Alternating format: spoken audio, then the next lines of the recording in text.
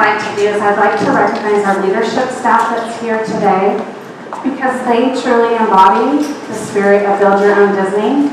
They had a dream. They had a dream for everybody to feel empowered, to feel like one brokerage, to feel like that we could go out and dominate against the world. And they inspired me personally in terms of that every day. So I would like to recognize our leadership that's in attendance today. We have Terry Montgomery, our team leader.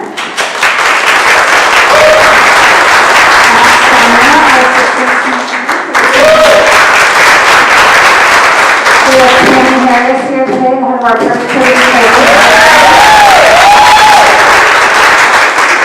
And her team is here with her today, Elle and Tanu. And the person that's been my right hand, and I could not get anything done for the last several months, and who made every phone call and helped me secure every speaker that you guys got to hear, Miss Nyra.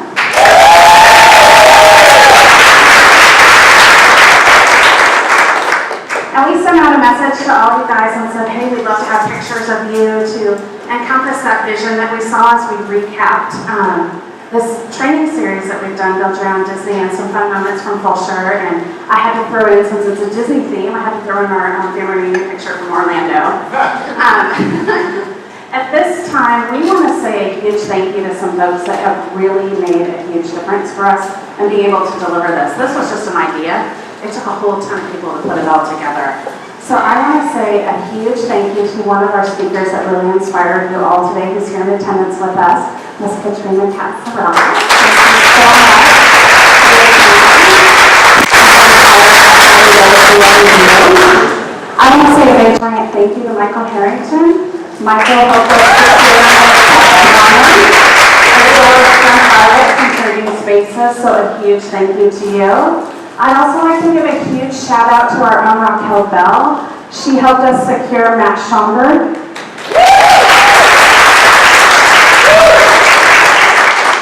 So I want you to know that this program came together through each and every one of you. It took all of us to put this together, and we're super excited about tonight. And this afternoon with Mattress Mack. Are you guys pumped? Yeah, I'm so pumped about that too. And he has told us that it's going to be completely different than what we've heard before, because he's very inspired after Hurricane Harvey, so I'm pumped about that. Oh, and I forgot Monty. Well, forgive me, Monty.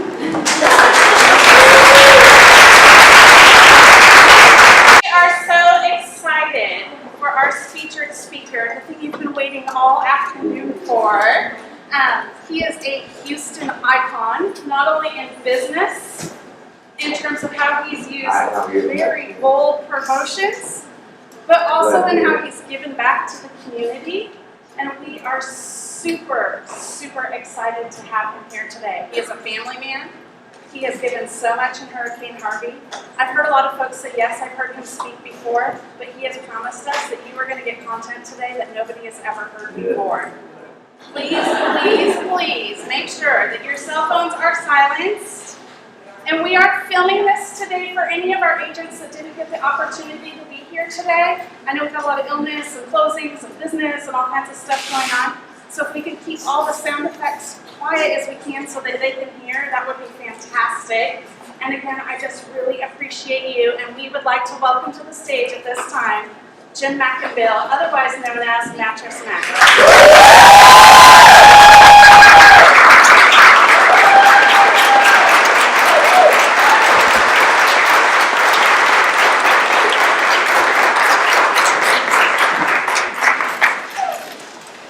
Thank you very much.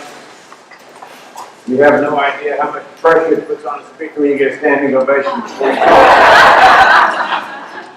I am honored to be here today talking to Keller Williams, a great group, and it is my pleasure to be here.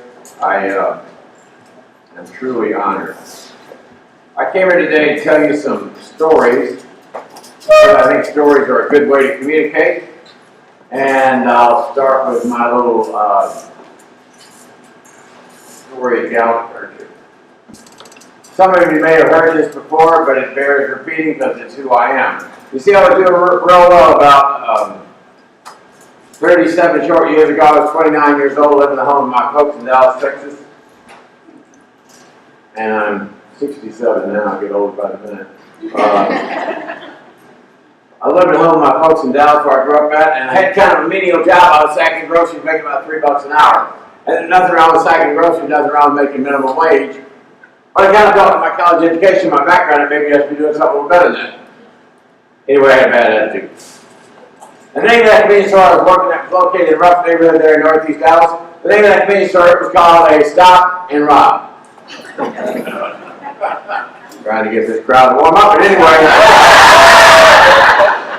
One day the boss walked in, looked over at me, said, "Son," he said, "Son, you got a bad attitude." And I said, "Yes, sir, I know it, sir, but I'm trying to change." He said, "Son, I'm going to help you change." The thoughts raced through my mind, how is this man going to help me change? A raise, a promotion, what's he going to do for me? I said, "Sir," I said, "that's great." He said, "How can you help me change?" And he said, "Boy, you're fired." I said, "Oh, shit," and I went home that night.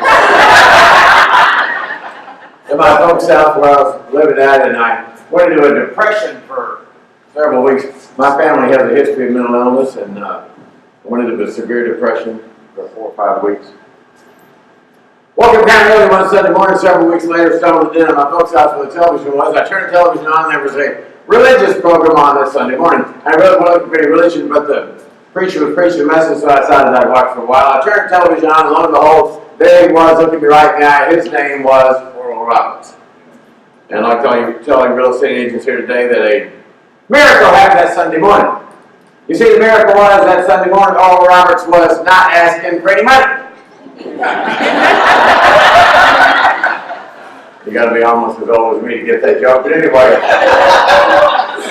He was preaching a message, and the message was that the greatest challenge that we all have from our Creator is to use our talents. He said, you know, there's a lot of you out there in television land today that are throwing your lives away. He said, you're wallowing in the throes of self-pity. He said, you feel sorry for yourself, you feel like the world owes you favor. He said, let me tell you something, the world doesn't owe you a favor, you owe the world a favor. He said, get up, go to work, and make something out of your life. He said, get up, go to work, and make something out of your life. And that was a seminal event in my life, a turning point. I remember it was like yesterday, I thought he was talking to me through the television. So I went up the next day, and I got a job at a small furniture store there in Dallas, and I found a niche in life. I found something I was good at. I was good at retail. The only problem was that furniture store was located about 40 miles from my parents' house, and I had no car, so I had to get up and ride the bus 2 hours out there every day and 2 hours back. But you know, you do what you have to do, and you don't pay the price, you enjoy the price. And I began to read these books called Think You Were Rich by Napoleon Hill, The Magic of Believing by Claude Bristol. I began to reprogram my mind to have a positive mental attitude. I think that's very important. After about 18 months of being there at that furniture store, I began to dream of maybe having my own location. I want to be an entrepreneur like my father had been. So I asked my boss in late 1980 where would be a good place to start a furniture store somewhere in Texas other than Dallas. I didn't want to compete with him up there in Dallas. He was my mentor. And he said, kid, understand, Houston's a boom town, try Houston.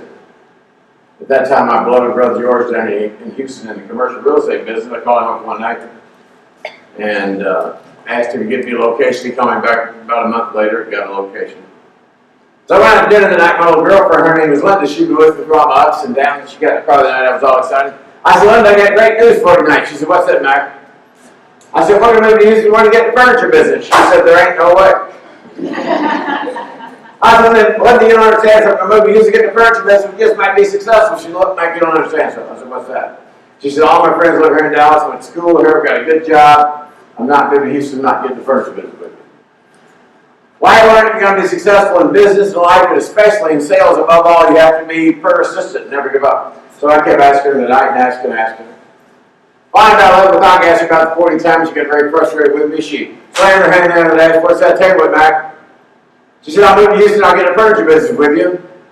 But you're going to have to marry me first. And I got to think to myself, this woman's put me on a difficult decision. But then I came up with what I considered to be an entrepreneurial brainstorm. I thought to myself, where else can I get an employee this cheap? I said, you got a deal.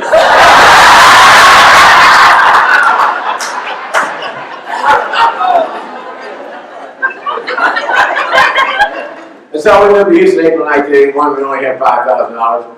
And all of her friends and neighbors and relatives, they all said we'd never make it.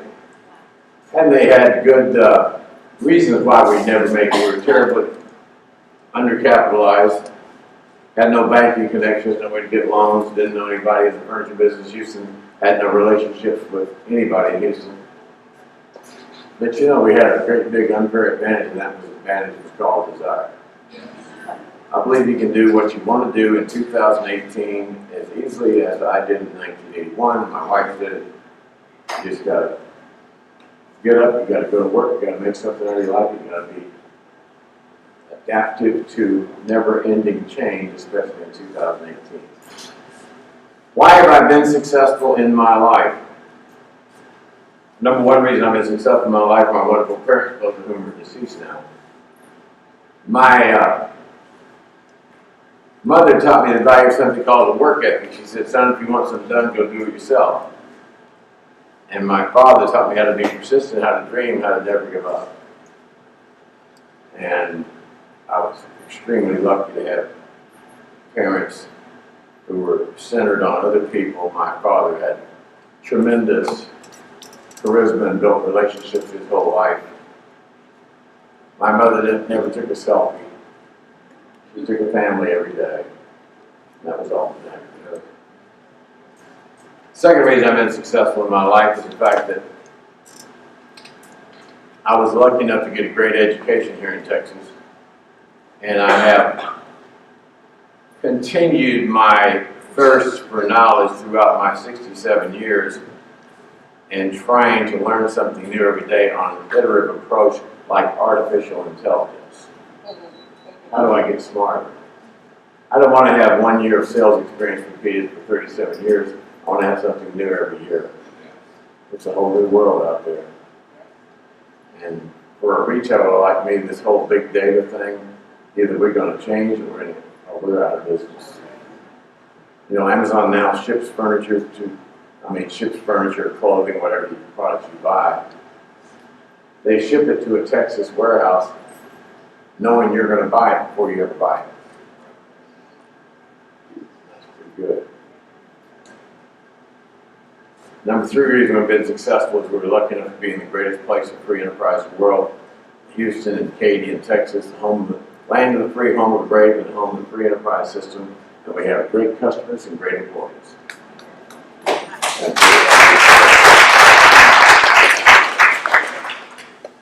So we've been successful the last many years, and we continue to change to try to make the business better, because if we don't innovate, we are bound to evaporate. I am 67 years old. I got to learn big data. I got to learn statistics, and I got to learn to speak Spanish. Nobody said it was going to be fun, easy, or fair, did they? I heard a great quote the other day, whether you like it or not, from Donald Trump's son. They asked him how he could endure all the criticism that him and his father get. And he said, my dad taught me when I was a teenager, put your big girl or big boy britches on every day and go to work. Pretty good advice. I came to tell you several stories. I'll tell you the first story about August 24th, 2017. I was at Galway Furniture North Freeway, and we were awaiting the arrival of Hurricane Harvey. So about 10 of us decided to spend the night there at the store. They were expecting the worst. And I pulled a little twin-sized Tempur-Pedic mattress into my bathroom, and I slept very well that night. It's another joke. Woke up the next morning, raining cats and dogs. The Peter Road had 3 feet of water in it, so we closed the store on Saturday. We don't ever close on Saturday, nobody get there, so we closed the store on Saturday. And I was very antsy. About 2 o'clock, at least out there in North Houston, the weather cleared up. It was sunny like this. So I got in the car and I drove around the block, and several grocery stores were open, retailers were open. About 3 o'clock, we opened the store. We sold a few mattresses, sold a few sofas, and I went home at night to my house over here by our Galleria store at 10 o'clock. Slept there that night, and I knew it was raining cats and dogs all night long. Got up at 8 o'clock in the morning to drive to church. Backed out in the driveway. There's 2.5 feet of water in the street in front of the house. Got no water in my house, but the water was flooded in the street, so I went back in. Finally, about 11 o'clock, I said I had enough of this, and I drove over to San Felipe. I'm driving on San Felipe in my little truck through 2.5 feet of water, and the water's over the tailpipes, and the truck's supposed to stop. And then, And there was a lady, her car was in the middle of the road. She motioned me to push her car on the median, and I did that. And the truck should have died out then, but it didn't. Otherwise, this would be a totally different story. I pushed her up there, she waved, thank you, and moved on to our store. And Post Oak was totally flooded, but the store was elevated, and the little strip center in the store was fine in the water. Decided to get on 610 and go to the main store. Get on 610 about noon, go over the first overpass on the freeway, and the cars are coming the wrong way on the freeway. That's when you know that the shit hit the fan. So I called Jeremy, who's a real operator. An operator is a person like you. An operator is a person who gets things done in spite of all obstacles.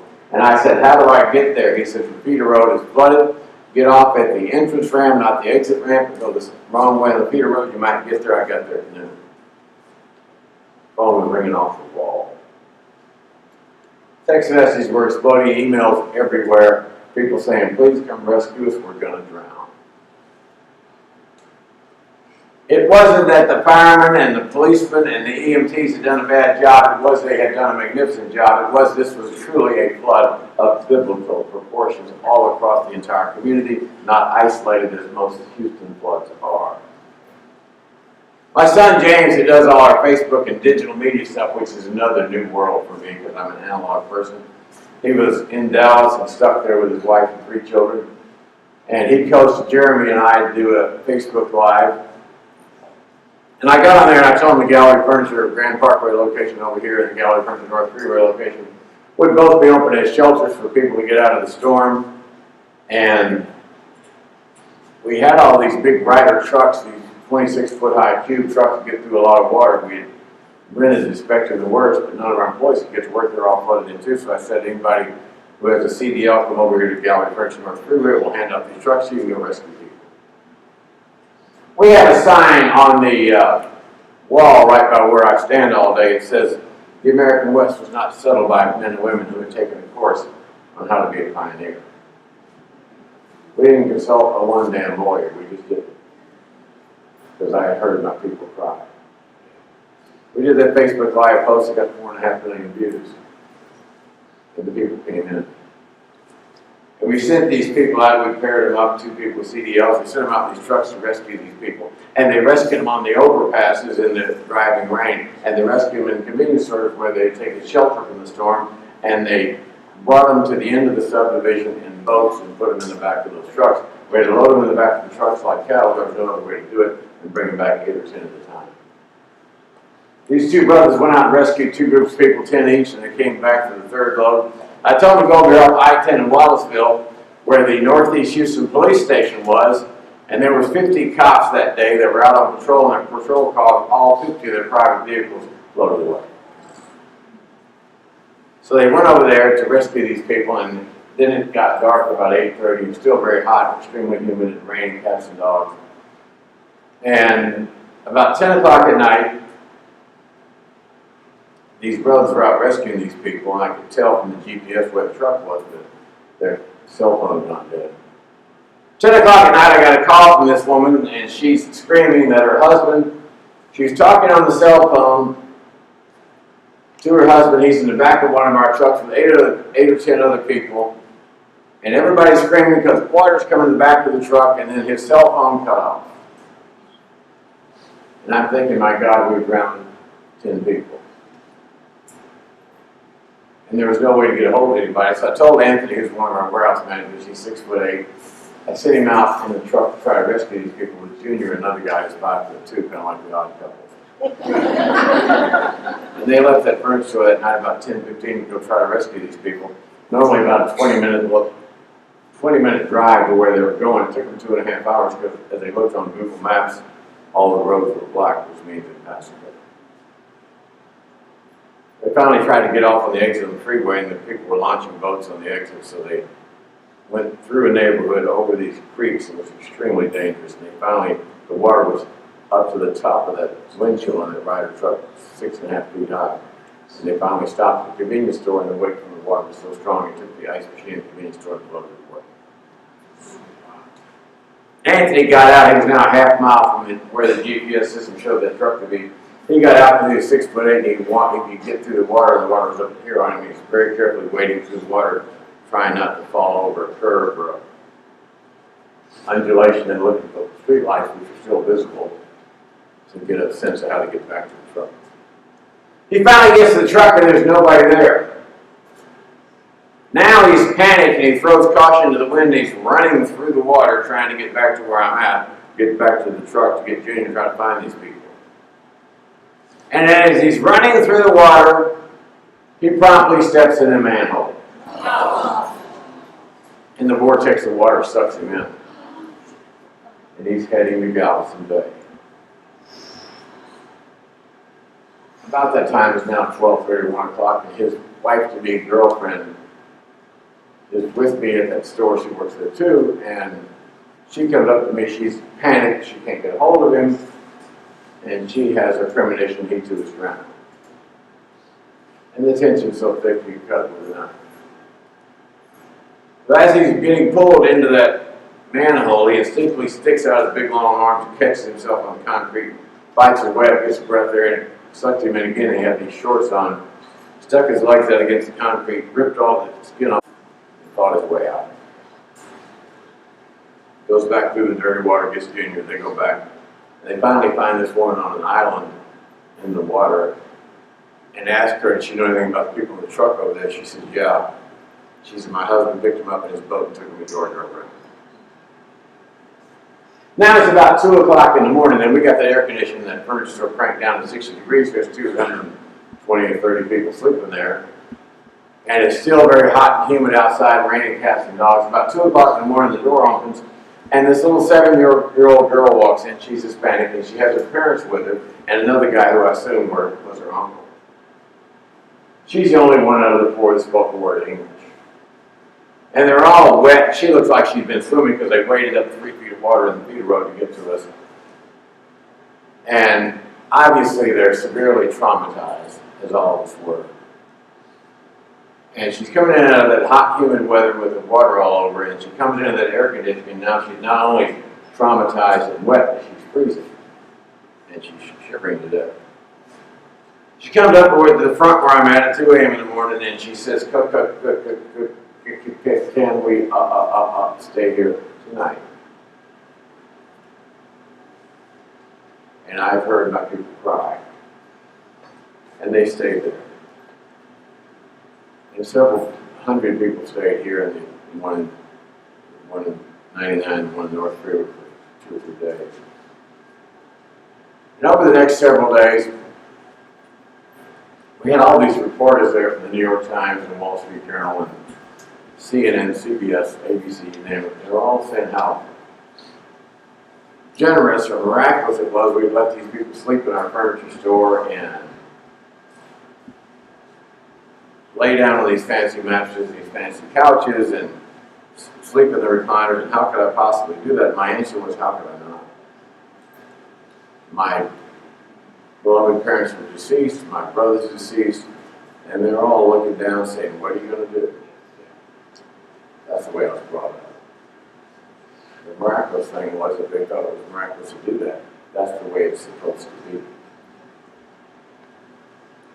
And you know, Hurricane Harvey for Katy and Houston and all this entire area was the worst of times. Enough water to fuel Niagara Falls for 21 days straight. 50 inches of rain everywhere. Some places got 70 inches of rain. I'm told that 1 out of every 5 cars in Harris County totaled. It was the worst of times. But it was also the best of times, because for one brief moment in time, all of us came together, whether we were left wing or right wing, centrist politically, and we forgot about politics and we worried about people. And isn't that the way it's supposed to be? Yes.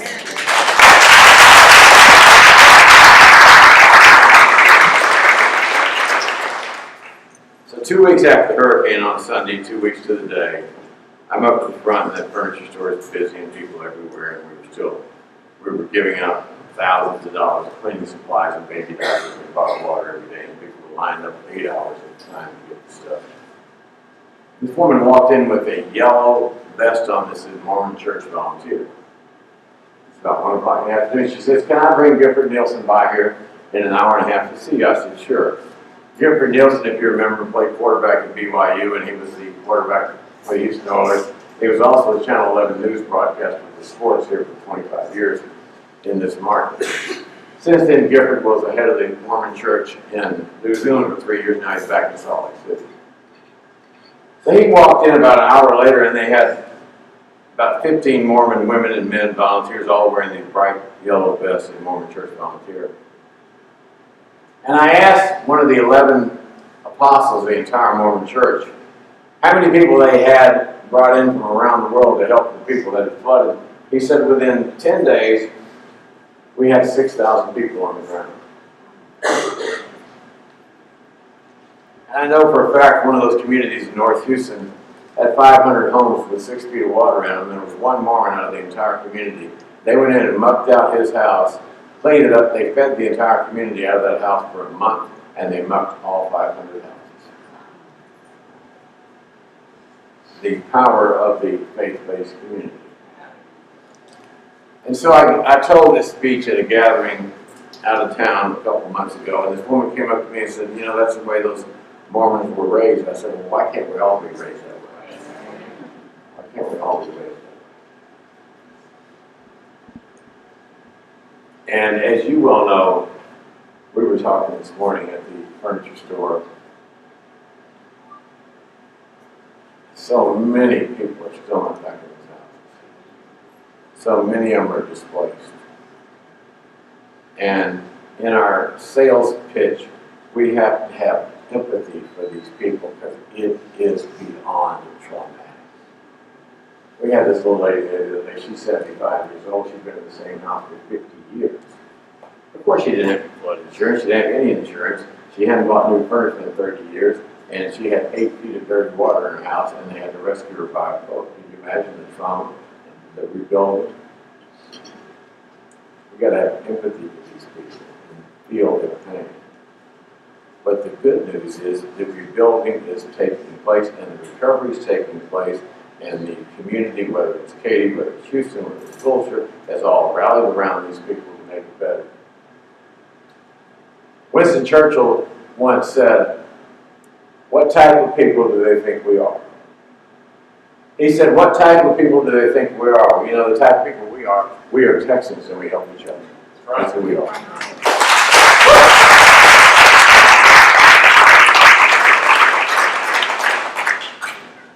So as we all go forward, you know, there's unlimited opportunities in Katy and Fulshire and in Houston because we're going to come back bigger and better, stronger than ever. Yes, we have to make some infrastructure improvements and learn how to control the water for the next 50-inch flood, which may happen next summer, it may happen 100 years from now. Well, we can do that. We've done it before. And this is a great area because of the people. We had these 3 people from Salvation Army at our store for about 5 weeks. We gave away those cleaning supplies and bottled water and baby diapers and all that to those people. The youngest of those 3 people was 82 years old. She had her 82nd birthday at the store there when she was hanging out with things. And these 3 people have been to every natural disaster in the United States for the last 40 years. They said they've never seen a group more resilient or more giving than the people of Houston, the people of Texas. And that's who we are. So there's a tremendous opportunity ahead for all of us. But the opportunity also involves work, knowing who our customers are, valuing our time, valuing the customer's time. So I got to tell you this story because all of us in sales and all of us encounter adversity every day, don't we? Yes. Those customers say no, and that's difficult. And let me tell you a story about adversity. There's this young man, his name is Landon Roberts. When he was 3 years old, he decided he wanted to be a pro football player. A lot of kids decide that when they're 3 years old. I wanted to be one too, but I was too small and too slow, but it's all right. I did play football in college. The position I played was called a pinch, but that's a long story. Landon Roberts was a little different. Several of his uncles played football in college and the NFL. And his dad was from a military background and taught him discipline, and his mother was super keen about him getting a great education. So he had wonderful parents. When he was 9 years old, he went over to his cousin's house, and inside the living room was Mack Brown from the University of Texas, Nick Saban from Alabama, and all these other high-profile college football coaches recruiting his brother. So Orlando said, "This is pretty cool, I want to do this." So we started working toward that goal. He played football at Port Arthur Jefferson High School. Wasn't even good enough to start at that high school as a sophomore or junior. Then he played pretty well his senior year. He started that year, but he didn't get any college scholarships because nobody knew who he was, and he was a late bloomer, as they said. So he got a scholarship to a small little Division I college in Maryland. He went up there and he became Division I All-American player, this and that. This is not the big time. It's not Alabama or it's not Texas. And then at the end of the season, his coach got fired. When the coach gets fired, all the players are free to transfer to another school if they want to. So Landon wanted to come back home, and he came back and enrolled as a football player at the University of Houston. So he's at the University of Houston. The first 2 years, his sophomore and junior year, he played 5 plays, 5 snaps. Be like one of us going 2 years and only having 5 customers and not making a sale. Most of us would give it up, say, "I can't do this." But Landon said, "My entire life I have been taught that at the end of every adversity is treasure."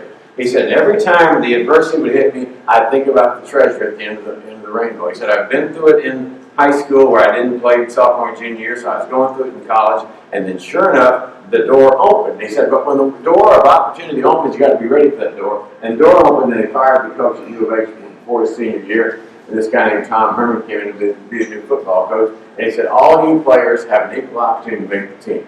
So Landon went up to Tom Herman and said, "Coach, I'll do whatever it takes to make the team." He said, "We'll see." And Landon got to the training facility at U of H and started watching films every morning at 6 o'clock in the morning before the coaches did, and went to class religiously, got great grades in school, and came back and practiced every night and watched films until 10 o'clock at night, became a starter his senior year, had a big year. So since all of his uncles had played in the NFL, he had an agent, and the agent told him he was definitely going to be invited to the Senior Bowl in Mobile, Alabama, where all the best players go, so the scouts can see him, and he thought he'd be a 2 or 3 second or third round draft choice. He'd be invited to the combine where they all go to Indianapolis and show how fast they can run and jump and all these things. And that was all good. Came time for the selection of the Senior Bowl, nobody picked the line. Came time for the selection of the combine, nobody picked the line. He said several people called him and said, "This is really bad that they're dissing you like this and disrespecting you like this." He said, "It's just another adversity in my life. I'm going to work my way through it." And he kept working harder and harder and harder. He knew there was treasure at the end of the road. So they had a senior day at U of H where all the scouts came and they timed him and filmed him and this and that. And his agent still kept telling him you're going to be a second or third round draft choice. So imagine the pressure sitting in your living room with all the family, and the first round goes by and nobody picks you. The second round goes by and nobody picks you. The third round, the fourth round, the fifth round. Sixth round, the telephone rings, it's a strange area code. He looks at the phone, he can't recognize the area code, he answers, says, "Hello?" And a woman on the other end of the phone says, "Hold on for Bill Belichick." Bill Belichick gets on the phone and says, "We just picked you from the New England Patriots."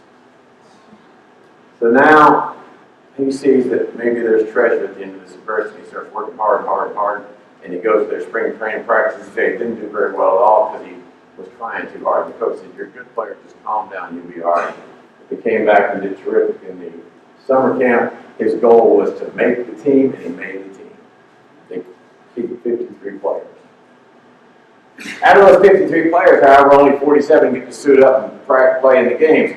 So the first game against Arizona, he didn't even get to suit up. But being a guy who saw adversity as a road to treasure, he went to the coach and the position coach and said, "What do I got to do, coach, to get on special teams?" He said, "You got to do this, this. You got to do all this stuff in practice." So same story. He got to the facility at 6 o'clock in the morning, and left at 10 o'clock at night, and he got on the special teams and he got to play. Then he got to play more and more and more, and by the end of the season, playing a whole lot. And he started all the playoff games. Didn't start in the Super Bowl last year in Houston, but he played a whole lot and won a Super Bowl ring his first year. So then this year, Landon Roberts, who had no chance, he was a million to one to make it. He said, the key to my success is what I call hashtag dark grind. I do all the stuff nobody else wants to do. He said, when it's dark, I'm out there grinding it out. I'm doing stuff nobody else will do, but I do it every day because I know that all this adversity is going to be treasured. This second year, he had the radio in his helmet. He was starting middle linebacker for the New England Patriots. Called every play, directed the linemen, the linebackers, and the safeties, DBs behind him, how to play the game. Did all this from not being a starter at U of H, playing 5 snaps. An amazing success story. If you and I are going to be successful in sales, we got to adopt his saying, not mine, dark grind. And what are you going to do to outwork the next guy? My definition of customer service is what can you and I do for our customers that the other realtors, the other agents, or our competitor furniture stores, or whatever, what can we do that they can't do, won't do, or aren't willing to do? How do we go the extra mile? How do we do something for our customers that's personal, significant, and unexpected? Every day when I drive home, I have to ask myself, what did I do today for a customer, or for many customers, that really delighted that customer? And now that Brandon was there, I pick up the phone and I call 60 customers a day, trying to see how their delivery went the day before, to determine, number one, did we do a good job? Number two, how's our delivery service doing? And it's amazing the results I get from that. It's not glamorous, but it's what you need to do to be successful.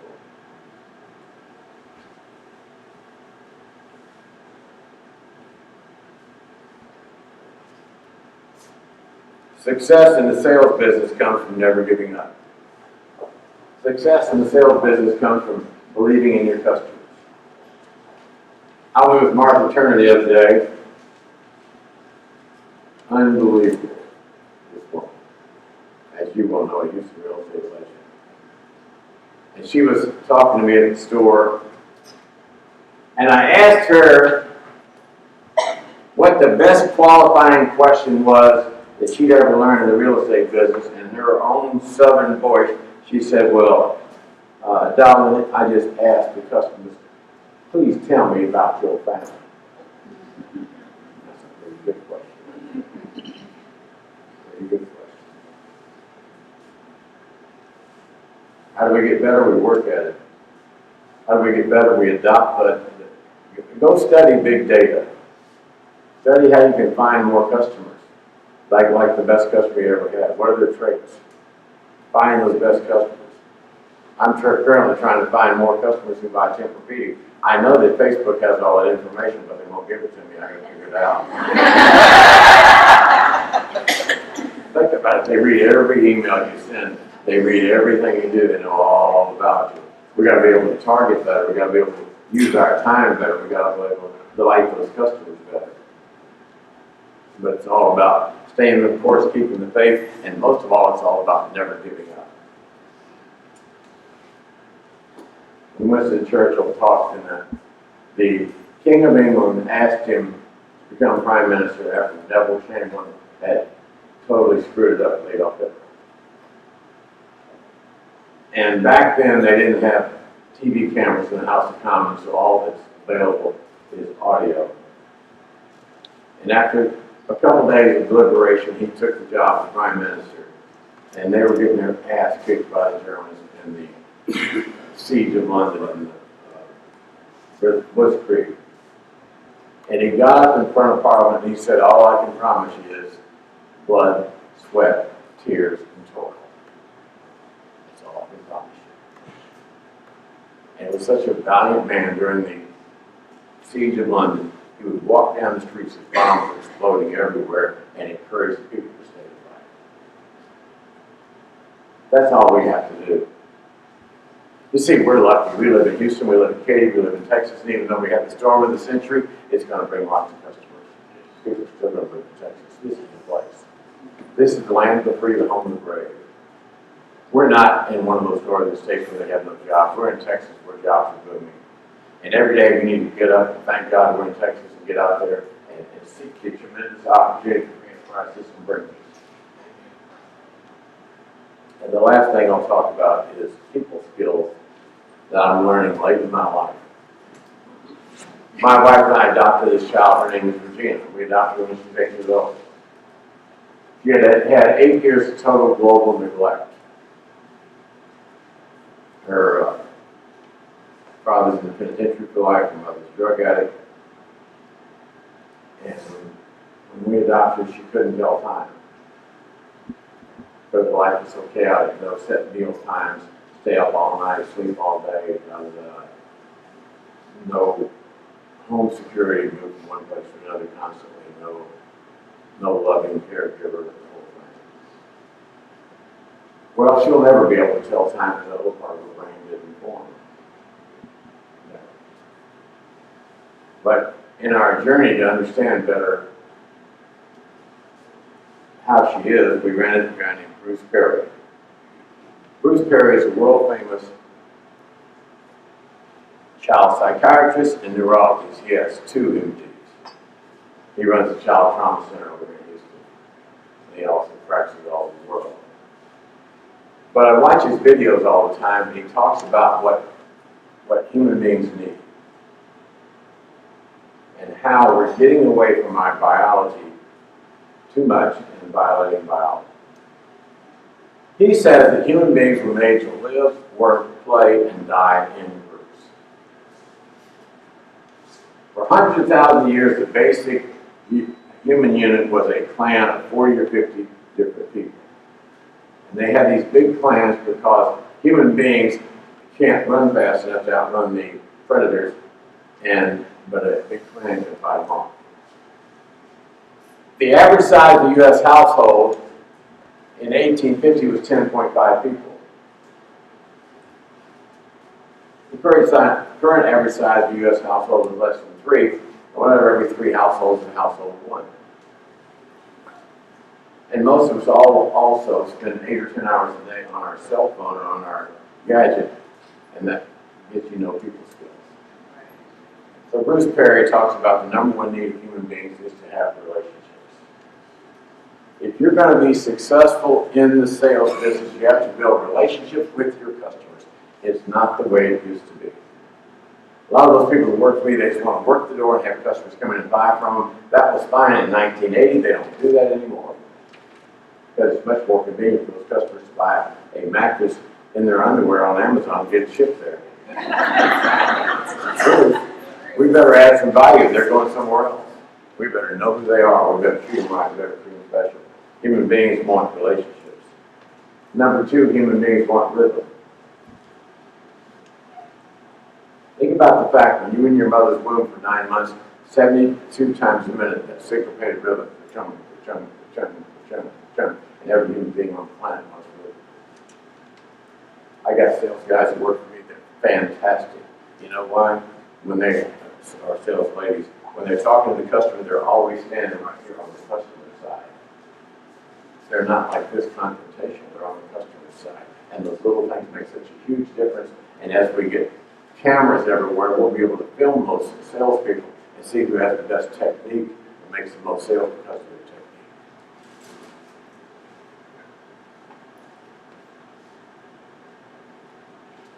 Relationships, rhythm, you gotta have a reward.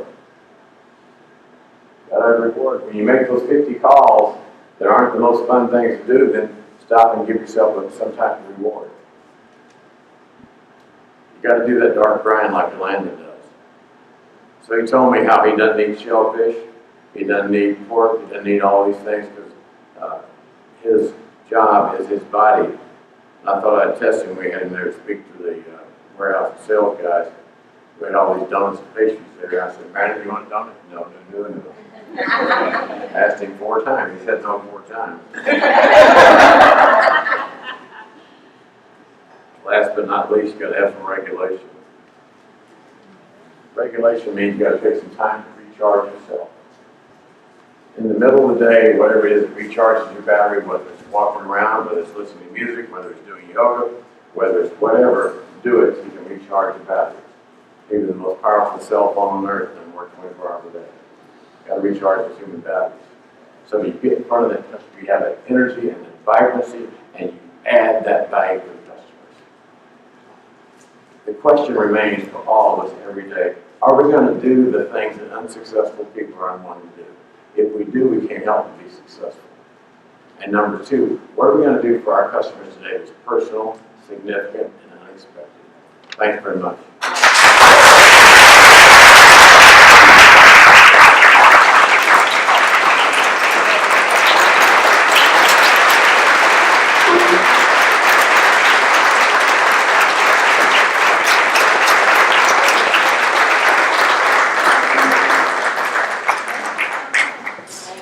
Thank you.